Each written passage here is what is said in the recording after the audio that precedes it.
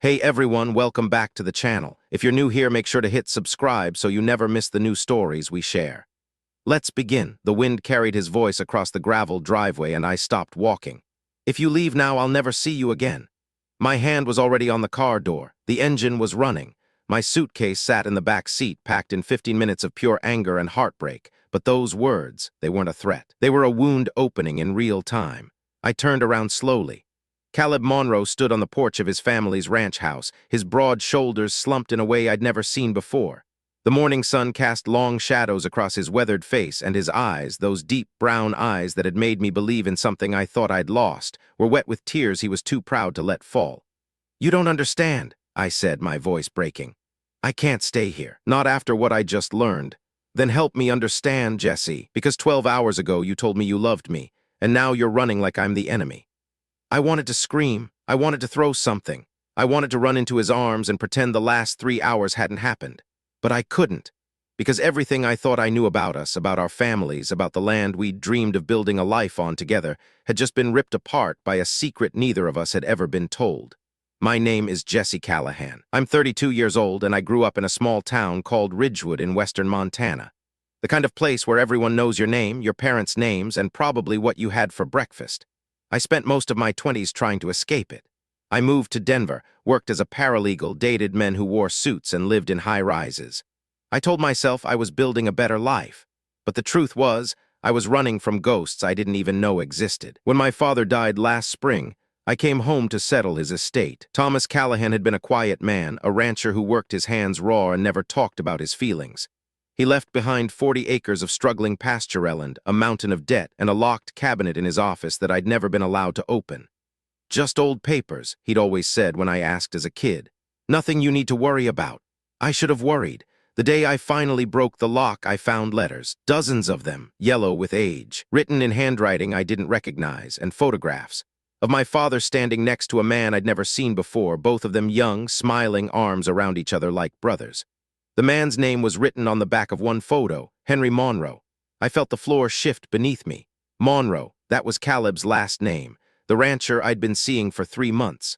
The man who'd made me laugh for the first time since my father's death. The man who'd kissed me under the stars and whispered that he wanted to build something real with me. I didn't know what the connection meant, not yet, but I was about to find out. I met Caleb Monroe at the feed store in town, of all places.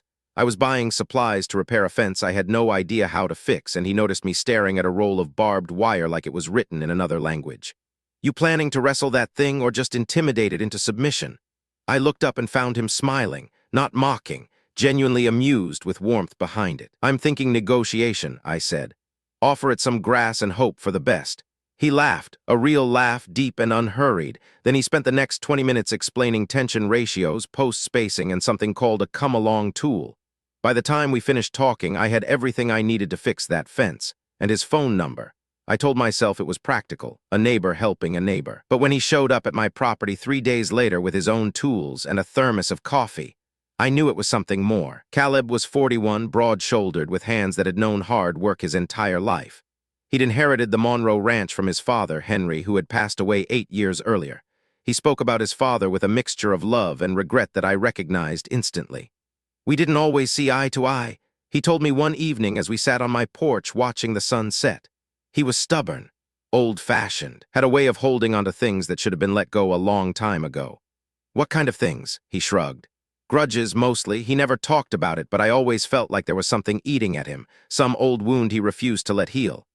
I didn't think much of it then. Everyone in Ridgewood had old wounds. It was practically a requirement for living here. But as the weeks passed, something strange started happening. People in town began to look at us differently. At first, I thought I was imagining it. A lingering glance at the diner, a whispered conversation that stopped when we walked in. Mrs. Patterson at the post office, who'd known my father for decades, suddenly couldn't meet my eyes. "Do you notice anything weird?" I asked Caleb one night. "The way people act around us," he frowned. "What do you mean? Like they know something we don't?" He was quiet for a long moment, then he pulled me close and kissed my forehead. "Small towns have long memories, Jesse, but whatever happened before us doesn't have to define what happens now." I wanted to believe him. I really did. Then I found the letters. They were love letters, not romantic love, but the deep, fraternal love of 2 men who had been best friends since childhood. My father, Thomas Callahan, and Henry Monroe had grown up together on neighboring ranches. They'd worked side by side, shared dreams, made promises, and then something had shattered it all. The final letter was dated 34 years ago. It was short, brutal, and unsigned. "You took everything from me. I will never forgive you. Stay away from my family, forever." I confronted my mother that same night. Eleanor Callahan lived in a small apartment in Missoula now, 67 years old and sharp as ever. When I showed her the letters, her face went pale. She set down her tea with trembling hands and looked at me with eyes full of something I'd never seen before. Fear. "Jesse, you need to stop digging into this." "Mom, tell me what happened between Dad and Henry Monroe." She was quiet for so long I thought she wouldn't answer. Then she closed her eyes and began to speak in a voice barely above a whisper. "Your father and Henry were like brothers, closer than brothers even. They built their lives side by side, shared equipment, helped each other through droughts and losses. They even planned to merge their ranches one day, create something bigger than either could build alone." "What went wrong?" She opened her eyes and looked directly at me. "Me." The word hung in the air like smoke. "Henry loved me first," she said. "Before your father, we were engaged for nearly a year. Everyone in town knew. We'd set a date, sent out invitations, and then one summer night I realized I'd made a terrible mistake." She paused, her hands twisting in her lap. "I was in love with Thomas. I'd always been in love with Thomas. I just hadn't let myself see it, so I broke off the engagement." Henry was devastated, and when Thomas and I married 3 months later, he never spoke to either of us again. I felt the ground shifting beneath me once more. He thought Dad stole you from him. He thought we betrayed him, both of us, and maybe we did in a way. We should have been honest with him sooner. We should have given him time. Instead, we just moved on, like his heart didn't matter. I thought about Caleb, about his father's grudges, about the way Henry had carried that wound for decades, passing it down like an inheritance. "Does Caleb know?" My mother shook her head. "Henry never told anyone the full story. He just hated us, quietly, completely. And he raised his son to stay away from Callahan's without ever explaining why." I drove back to Ridgewood in a daze. When I arrived at Caleb's ranch, I didn't know what I was going to say. I just knew I had to say something. He deserved the truth. But when I pulled up to his house and saw him standing on the porch, his face lit up with such pure, unguarded joy at seeing me. I couldn't do it. I couldn't break his heart the way my mother had broken his father's, so I did something worse. I started packing. "Jesse, talk to me." Caleb's voice was raw now, stripped of its usual steadiness. He'd followed me into the house, watched me throw clothes into a suitcase, and hadn't said a word until I reached for the photograph of us that sat on my nightstand. The one he'd taken on our third date, standing in front of the waterfall at Glacier Creek. We were both laughing, covered in mist, looking at each other like the rest of the world had disappeared. I held the photo and felt something crack inside my chest. "Our fathers," I said quietly. "They were best friends before we were born, before any of this." Caleb went still. "And then my mother happened. She was engaged to your father first, Caleb. She broke his heart, married my dad instead, and your father never forgave them, never forgave my entire family." I watched his face as the pieces fell into place. Confusion, then recognition, then pain. "That's why he always warned me about your family," he said slowly. "He never told me what happened, just said Callahan's couldn't be trusted, that they'd take everything from you if you let them get close. He was talking about my mother, about what she did to him." Caleb was quiet for a long moment. Then he sat down on the edge of the bed and put his head in his hands. "All those years, all that anger, and he never told me why." I knelt in front of him, my heart breaking for the boy he'd been, raised in the shadow of a wound he didn't understand. "I'm so sorry, Caleb. I didn't know. I never knew." He looked up at me, and for the first time I saw his father's pain reflected in his eyes, the inheritance of hurt passed down like land or debt. "Is that why you're leaving? Because of something that happened before we were even born?" I didn't answer. Because the truth was, I didn't know. Part of me felt like staying would be a betrayal of my father's memory. Like loving a Monroe was somehow wrong, tainted by history. But another part of me, the part that had laughed in Caleb's arms and dreamed of building something together, knew that was ridiculous. We weren't our parents. We didn't have to carry their wounds. "My father died thinking he'd been forgiven," I said. "But he wasn't. Your father never let go, and now they're both gone, and there's no way to fix it." Caleb reached out and took my hands. His grip was warm, steady, and full of something that felt like hope. "Maybe there is."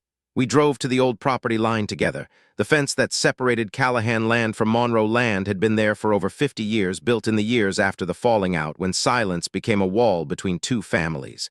Caleb brought a pair of bolt cutters. "Are you sure about this?" I asked. "I've never been more sure of anything."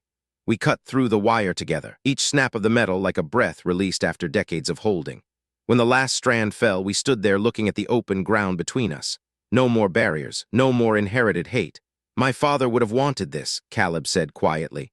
Not the man he became after the hurt, but the man he was before, the one who loved your father like a brother.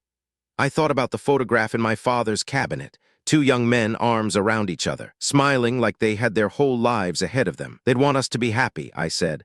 They'd want us to choose something different. Caleb pulled me close and I buried my face in his chest. Then let's choose different. That was 3 years ago. Today, the Monroe-Callahan Ranch stretches across both properties, merged the way our fathers once dreamed. We got married last fall in the meadow where the old fence used to stand. Both families were there, some meeting for the first time in decades. Old wounds finally given permission to heal. My mother stood next to Caleb's aunt, the two of them crying quietly as we exchanged vows. Later at the reception, I saw them talking, really talking for the first time ever. I don't know what they said. But when they hugged, I felt something ancient and heavy finally lift from the land. The past doesn't have to be a prison. The wounds our parents carry don't have to become our own. Sometimes, the bravest thing you can do is look at someone you've been told to hate and choose love instead. Caleb still reminds me of the morning I almost left, how close we came to letting history repeat itself. If you'd gotten in that car, he says, we would have lost everything. But I didn't, I always remind him. I stayed.